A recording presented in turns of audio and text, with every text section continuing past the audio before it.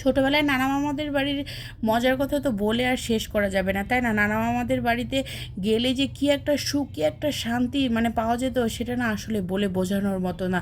আর আমাদের এখনকার বাচ্চা কাচ্চারা তো সে নানা মামাদের বাড়িতে গিয়ে পড়ে থাকবে তা তো হয় না। স্কুল, কোচিং, প্রাইভেট এগুলো সেটা এটা ওটা নিয়ে মানে সারাক্ষণ এই নিয়েই পড়ে থাকে। আর তার উপর তো আছে একটা মোবাইল। এই মোবাইল পেলে তো তারা এই মোবাইলেই বিশ্ব ঘুরে আসে।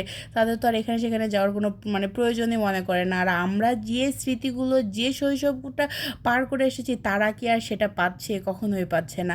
আসসালামু আলাইকুম। তারপর সবার ঈদ যাত্রা কেমন হচ্ছে? নিশ্চয়ই সবাই সবার গন্তব্যস্থলে পৌঁছে গিয়েছেন। অবশ্যই আরও যারা যাবেন, যারা চলে গিয়েছেন সাবধানে থাকবেন, যারা যাবেন সাবধানে যাবেন, অবশ্যই সাবধানে আবার সবাই সবার নিজের জায়গায় ফিরে আসবেন, দোয়া রইল। তো যাই হোক, আমি আজ পেঁয়াজু বানাচ্ছি। কিসের পেঁয়াজু বানাচ্ছি? ভুট্টার পেঁয়াজু, বুঝছেন? মানে এটা আমরা মাকাইও বলি, আপনারা কি বলেন জানি না।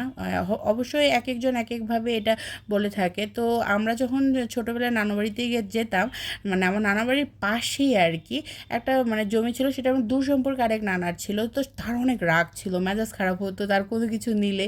তো আমরা আবার জোর করে কী করতাম, তারই জিনিসটা আমরা নিয়ে আসতাম। আমার নানার যে ছিল না, তা না, অনেক অনেক মাশাআল্লাহ আলহামদুলিল্লাহ ছিল, মানে যেটা বলে শেষ করানো যাবে না।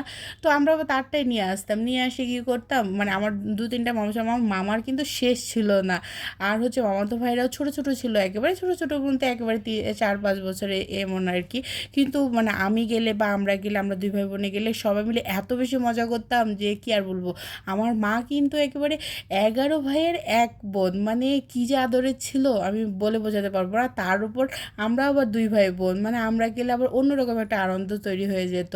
তো কী আর বলবো, গেলে তো গাছে ওঠা আম পাড়া, জাম পাড়া, কাঁঠাল পাড়া, আর এই ভুট্টার যখন ভুট্টা সিজন হতো, ভুট্টা খেতে গিয়ে কচি কচি জ্বালা মাকাইগুলো নিয়ে এসে বাড়িতে একেবারে শিল নোড়ায়, আবার হামানদিস্তায়, যেটা আপনারা চিনবেন অবশ্য, আমরা বলি ছামগাইন, সেগুলোতেও আমরা পিসতাম। পিষে একেবারে সুন্দরভাবে একটু চালের গুঁড়া দিয়ে বেশি বেশি ঝাল দিয়ে পেঁয়াজ দিয়ে মানে পেঁয়াজু আকারে ছেড়ে ছেড়ে এত মজা করে খেতাম। ওটার স্বাদ এখন কোনো কিছু এগুলোতে পাওয়া যাবে না, সত্যি পাওয়া যাবে না, কখনোই পাওয়া যাবে না।